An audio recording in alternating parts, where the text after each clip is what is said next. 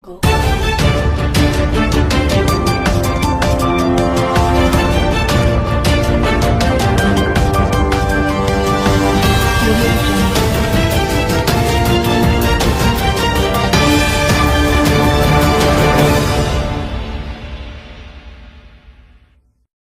जिन्होंने पहली बार जो औरतों को अधिकार दिया था पढ़ने का, तो इन महापुरुषों को जिन्होंने आज हमको बोलने का अवसर दिया, इन महापुरुषों को सीखिए, इनको पढ़िए और घर घर में इस बात को बताइए। जबकि जब हम सारी शिक्षा को हमारे अंदर आ जाएगी तो हमको कोई माइकराल हमको डीएम कलेक्टर बनने से रोक नहीं सकता है। जब हम पढ़ेंगे लिखेंगे नहीं, जब हम इधर उधर घूमेंगे तो क्या पढ़ाई कर लेंगे। तो इस सबसे विशेष ध्यान है, सावित्रीबाई फुले जो थी शिक्षा की देवी, औरतों को पढ़ने का अधिकार इन्होंने दिया था। तो इस बातों को बहुत सी ध्यान में रखनी है। और सावित्रीबाई फुले की, ज्योतिबाई फुले की, मानवत काशीराम जी की और बाबा साहब अम्बेडकर की आपको एक एक किताब लेनी है सब पढ़े लिखे बच्चों को। तो उनको आप 2 घंटे का समय देके जो है वो किताबों को आपको पढ़ना भी है। ठीक है। महान समाज सुधारक, लेखक, शिक्षा के जनक, रूढ़िवादी परंपरा को खत्म करने वाले ज्योतिबा फूले की जयंती के लिए पूरे देश में धूमधाम से मनाया गया। चलो उनके जीवन संघर्ष पर एक नजर डालते हैं। ज्योतिबा फुले जीवनी, जीवन, सामाजिक सुधार और विरासत। ज्योतिबा फुले जीवनी भारत में जाति समानता और महिला शिक्षा के अग्रणी महात्मा ज्योतिबा फुले के जीवन, सामाजिक सुधारों और विरासत का अन्वेषण करें। ज्योतिबा फुले एक दूरदर्शी समाज सुधारक, विचारक और कार्यकर्ता थे, जिन्होंने 19वीं सदी के भारत में जातिगत भेदभाव को चुनौती देने और महिलाओं की शिक्षा की वकालत करने में महत्वपूर्ण भूमिका निभाई थी। 11 अप्रैल 1827 को महाराष्ट्र में जन्मे, उन्होंने अपना जीवन हाशिए पर पड़े समुदायों के उत्थान और सामाजिक न्याय को बढ़ावा देने के लिए समर्पित कर दिया। फुले ने जाति आधारित उत्पीड़न से लड़ने के लिए 1873 में सत्यशोधक समाज की स्थापना की और दलितों और महिलाओं के सशक्तिकरण के लिए अथक प्रयास किए। उनके योगदान ने भारत में प्रगतिशील सामाजिक सुधार आंदोलनों की नींव रखी। महात्मा ज्योतिबा फुले जयंती 2025। महात्मा ज्योतिबा फुले की जयंती हर साल 11 अप्रैल को सामाजिक सुधार और समानता के लिए उनके अपार योगदान के सम्मान में मनाई जाती है। 1827 में इसी दिन जन्मे फुले ने जातिगत भेदभाव के खिलाफ लड़ाई लड़ी और महिलाओं की शिक्षा का समर्थन किया। 11 अप्रैल 2025 को भारत उनकी 197वीं जयंती मनाएगा, जिसमें हाशिए पर पड़े लोगों के लिए न्याय, शिक्षा और सशक्तिकरण की उनकी विरासत को याद किया जाएगा। ज्योतिबा राव फुले, जिनका जन्म 11 अप्रैल 1827 को महाराष्ट्र, भारत में हुआ था, एक समाज सुधारक, विचारक और दार्शनिक थे, जिन्होंने अपना जीवन 19वीं सदी के भारत की दमनकारी सामाजिक संरचना को चुनौती देने के लिए समर्पित कर दिया। फुले के प्रयासों ने हाशिए पर पड़े समुदायों, विशेष रूप से दलितों, जिन्हें पहले अछूत कहा जाता था, और महिलाओं के अधिकारों की वकालत करने में महत्वपूर्ण भूमिका निभाई। ये लेख ज्योतिबा फुले के जीवन और विरासत का पता लगाता है, जिसमें भारत में सामाजिक सुधार में उनके महत्वपूर्ण योगदान पर प्रकाश डाला गया है। ज्योतिबा फुले जन्म तिथि। ज्योतिबा फुले, जिनका जन्म 11 अप्रैल 1827 को वर्तमान महाराष्ट्र, भारत में हुआ था, 19वीं सदी के दौरान एक प्रमुख समाज सुधारक, विचारक और कार्यकर्ता थे।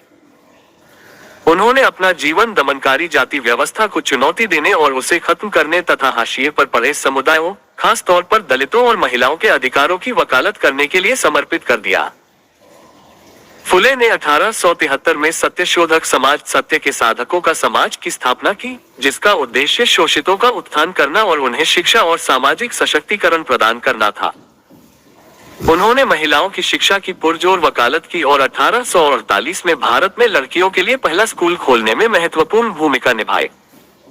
फुले के प्रगतिशील विचारों और अथक प्रयासों ने भारत में सामाजिक समानता और न्याय की नींव रखी।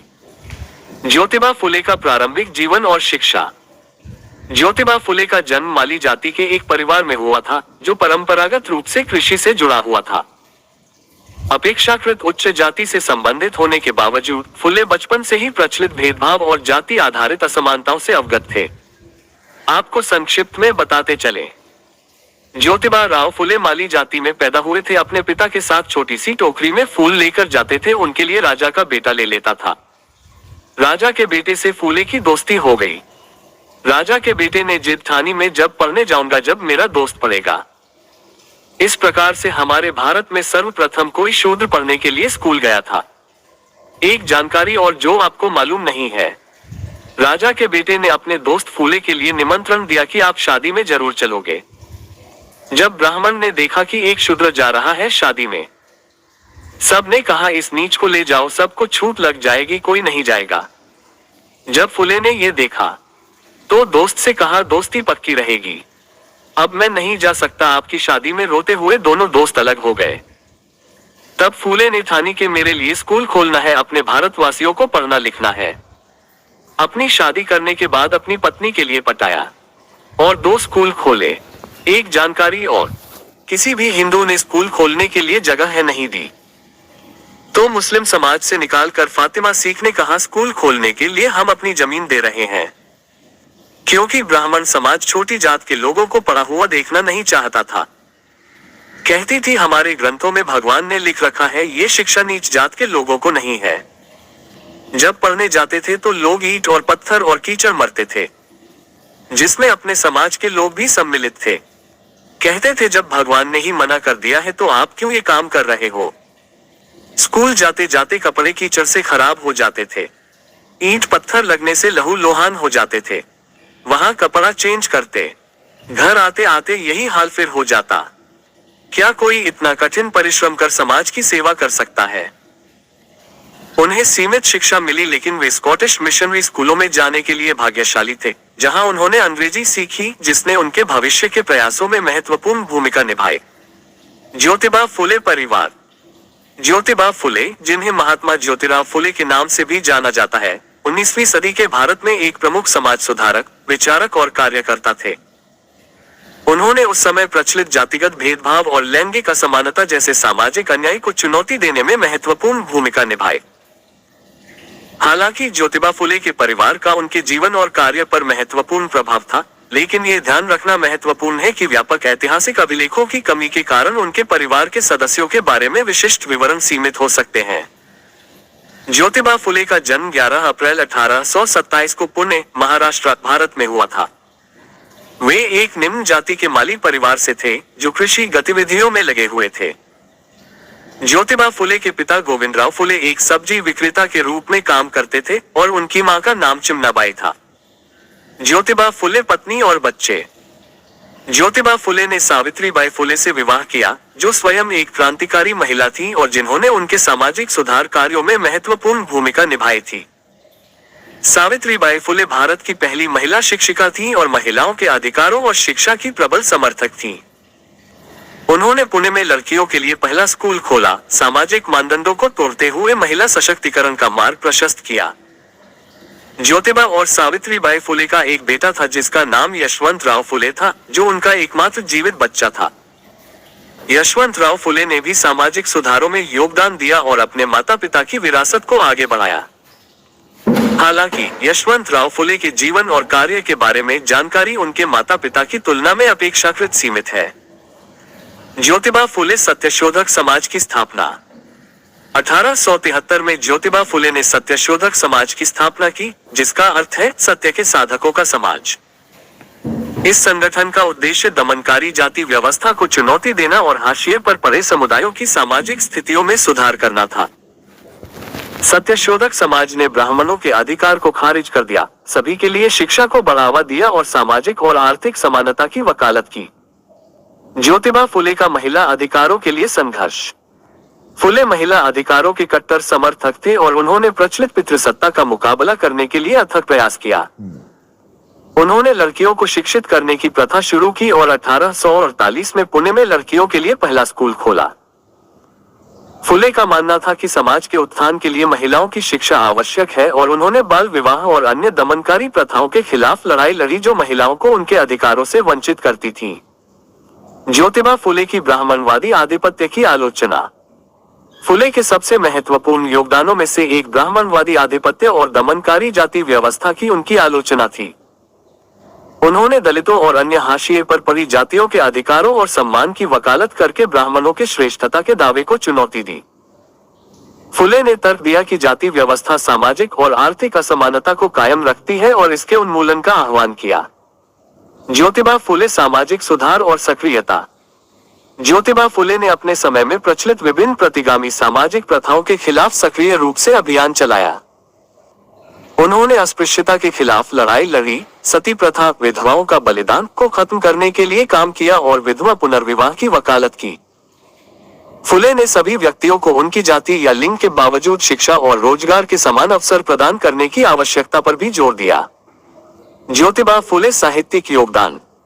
फुले के लेखन ने जागरूकता फैलाने और सामाजिक बदलाव को प्रेरित करने में महत्वपूर्ण भूमिका निभाई। उन्होंने कई प्रभावशाली रचनाएं लिखी, जिनमें गुलामगिरी दास्तान शामिल है, जिसमें दलितों द्वारा सामना किए जाने वाले उत्पीड़न की आलोचना की गई है, और शेतकऱ्याचा असूड किसानों का कोड़ा, जिसमें किसानों की दुर्दशा और उच्च जाति के जमींदारों द्वारा उनके शोषण को उजागर किया गया है। ज्योतिबा फुले की पुस्तकें। ज्योतिबा फुले, जिन्हें ज्योतिराव फुले के नाम से भी जाना जाता है, महाराष्ट्र भारत के एक समाज सुधारक, विचारक और कार्यकर्ता थे। उन्होंने 19वीं शताब्दी के दौरान हाशिए पर पड़े समुदायों, विशेष रूप से दलितों और महिलाओं के अधिकारों की वकालत करने में महत्वपूर्ण भूमिका निभाई। हालांकि ज्योतिबा फुले ने मुख्य रूप से मराठी में लिखा, लेकिन उनकी कुछ रचनाओं का अंग्रेजी और अन्य भाषाओं में अनुवाद किया गया है। यहाँ ज्योतिबा फुले द्वारा लिखी गई कुछ उल्लेखनीय पुस्तकें दी गई हैं। गुलामगिरी गुलामी ये ज्योतिबा फुले की सबसे प्रसिद्ध और प्रभावशाली रचनाओं में से एक है। 1873 में प्रकाशित, ये जाति व्यवस्था, ब्राह्मणवाद और निचली जातियों द्वारा झेले जाने वाले उत्पीड़न की आलोचना करती है। फुले ने उत्पीड़ित वर्गों के उत्थान और शिक्षा के लिए तर्क दिया। शेतकऱ्याचा असूड किसानों की चाबुक। इस पुस्तक में ज्योतिबा फुले ने साहूकारों और जमींदारों द्वारा किसानों के शोषण को संबोधित किया है। वे कृषि व्यवस्था में अन्यायपूर्ण प्रथाओं को उजागर करते हैं और किसानों के अधिकारों की वकालत करते हैं। सत्यशोधक समाज की वंदनावली। सत्यशोधक समाज की संग्रहित रचनाएं। सत्यशोधक समाज ज्योतिबा फुले द्वारा स्थापित एक सामाजिक संगठन था।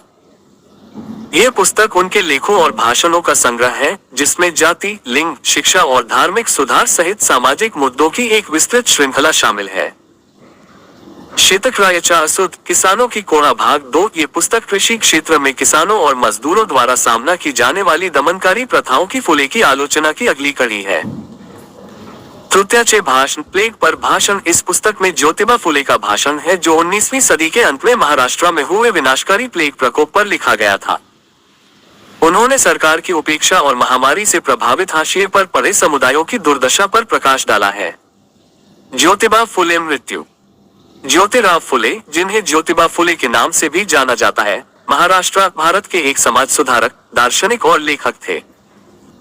उनका जन्म 11 अप्रैल 1827 को पुणे में हुआ था और उनका निधन 28 नवंबर 1890 को उसी शहर में हुआ था। ज्योतिबा फुले 19वीं सदी में सामाजिक सुधार आंदोलन में एक प्रमुख व्यक्ति थे। उन्होंने सामाजिक भेदभाव को खत्म करने के लिए सक्रिय रूप से काम किया और जाति आधारित उत्पीड़न के खिलाफ लड़ाई लड़ी। फुले महिलाओं के अधिकारों और शिक्षा के प्रबल समर्थक थे। उन्होंने और उनकी पत्नी सावित्रीबाई फुले ने पुणे में लड़कियों के लिए पहला स्कूल खोलने में महत्वपूर्ण भूमिका निभाई। समाज के लिए फुले का योगदान महत्वपूर्ण था और उनके विचार आधुनिक भारत को प्रभावित करते रहे। उन्होंने पारंपरिक जाति व्यवस्था को चुनौती दी और सामाजिक समानता और न्याय का आह्वान किया। उनके काम ने भारत में बाद में होने वाले सामाजिक सुधार आंदोलनों की नींव रखी। 28 नवंबर 1890 को ज्योतिबा फुले की मृत्यु ने भारत में सामाजिक सुधार और हाशिए पर पड़े समुदायों के उत्थान के लिए समर्पित एक उल्लेखनीय जीवन का अंत कर दिया। उनकी विरासत उन लोगों के लिए प्रेरणा बनी हुई है जो सामाजिक असमानता और अन्याय के खिलाफ लड़ाई जारी रखते हैं। ज्योतिबा फुले की विरासत और प्रभाव। ज्योतिबा फुले के अथक प्रयासों ने भारत में सामाजिक सुधार आंदोलन की नींव रखी। उनकी शिक्षाएं और दर्शन सामाजिक न्याय और समानता के लिए लड़ने वाले कार्यकर्ताओं की पीढ़ियों को प्रेरित करते रहते हैं। फुले के काम ने बाद के सामाजिक सुधार आंदोलनों जैसे दलित आंदोलन और महिला अधिकार आंदोलन को प्रोत्साहन दिया, जिन्होंने आधुनिक भारत को आकार देने में महत्वपूर्ण योगदान दिया है। ज्योतिबा फुले फैक्ट्स। ज्योतिबा फुले ने क्या स्थापित किया था? ज्योतिबा फुले ने किसकी स्थापना की थी? ज्योतिराव फुले किस लिए जाने जाते हैं? भारत का प्रथम शिक्षक कौन है? भारत में पहला स्कूल किसने खोला?